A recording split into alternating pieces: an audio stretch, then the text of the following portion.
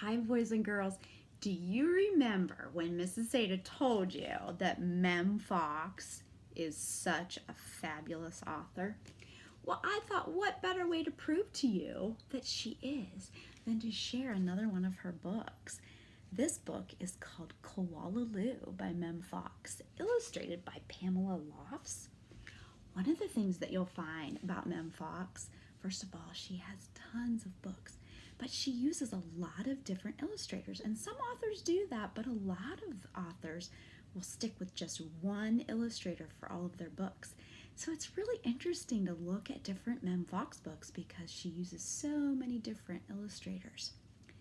This book, again, is called KOALA LOU, and it is such a sweet story about a mom and her little koala and their relationship.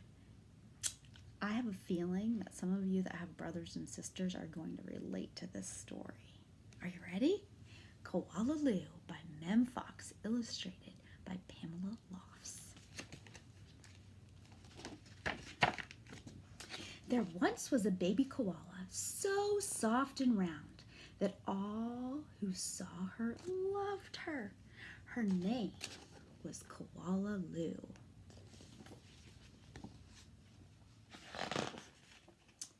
The emu loved her.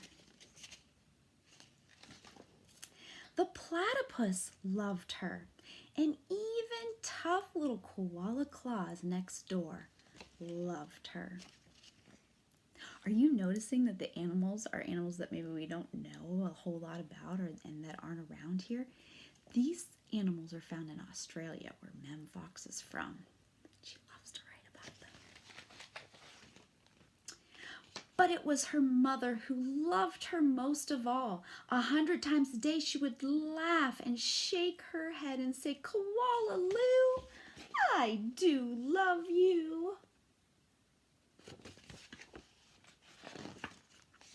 Whenever she stretched in the early morning sun, or climbed a gum tree, or bravely went down the path all by herself, her mother would smile and say, "KOALA LOU, I do love you."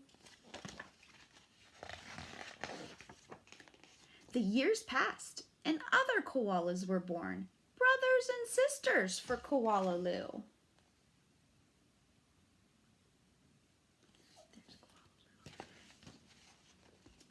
Soon, her mother was so busy she didn't have time to tell KOALA LOU that she loved her, although of course she did. Moms do get busy sometimes, don't they? Poor KOALA LOU.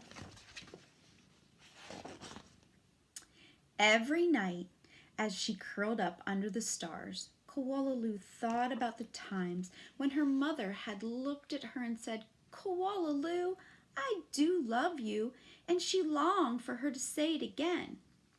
One night, KOALA LOU had a splendid idea. Preparations had begun for the Bush Olympics. She would enter the Olympics. She would compete in the gum tree climbing event, and she would win. And her mother would fling her arms around her neck and say again, "KOALA LOU, I do love you." KOALA LOU began her training right away.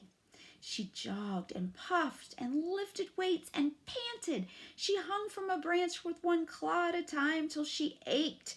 She did push-ups till her stomach hurt, and last of all, she climbed the tallest tree that she could find over and over again.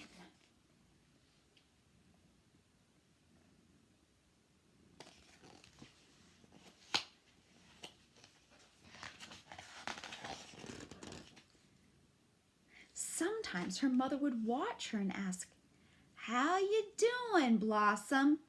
"Fine, just fine," KOALA would reply.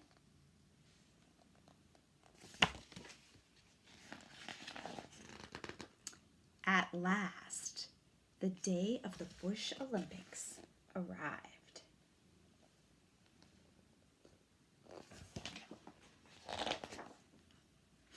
Koala Claus had also entered the gum tree climbing event, and everyone knew how fast she was.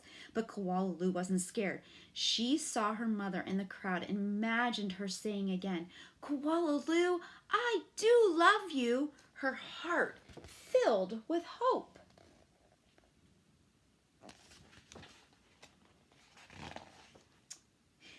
It was Koala Claus who went first.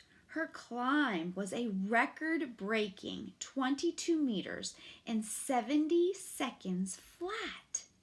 The spectators whistled and cheered and wildly waved their party hats.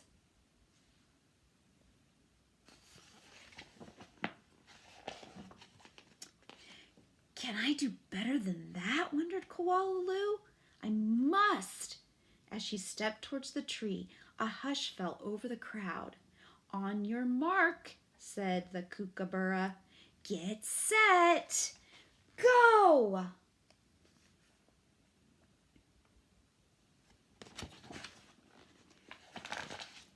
She looks worried, doesn't she? Look at her. Doesn't she look so worried?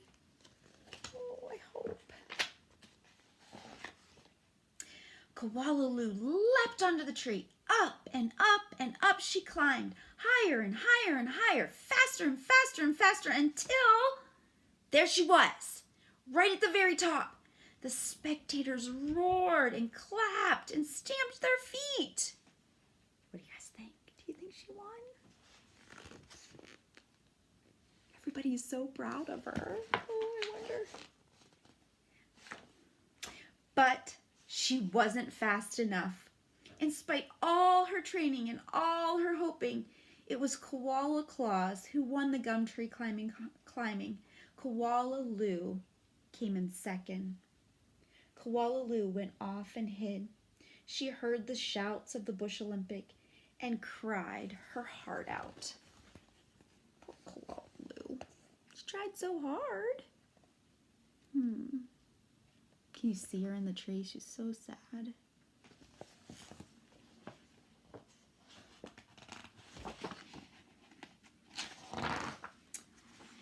When the first stars of evening appeared in the sky, Koala Lou crept home through the dark and up into the gum tree. Her mother was waiting for her. Before she could say a word, her mother had flung her arms around her neck and said, "Koala Lou, I do love you. I always have and I always will." And she hugged her for a very long time.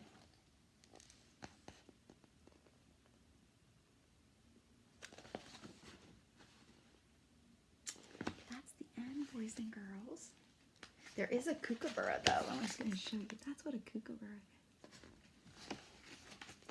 So what do you think? Koala Lou trained and trained, and she didn't win. But she got what she really wanted, didn't she? Her mom paid attention to her for doing something really, basically spectacular. Even though she came in second, she worked really hard and she achieved the goal of being fast. I'm thinking that Koala Lou is probably very happy at the end of the story, even though she didn't win. So, and she got a big hug. So next time you're thinking, my mom or my dad's not paying close enough attention to me, or my grandpa or grandma, you go give them a hug, okay? All right. It was really fun reading to you. Have a good night. Bye.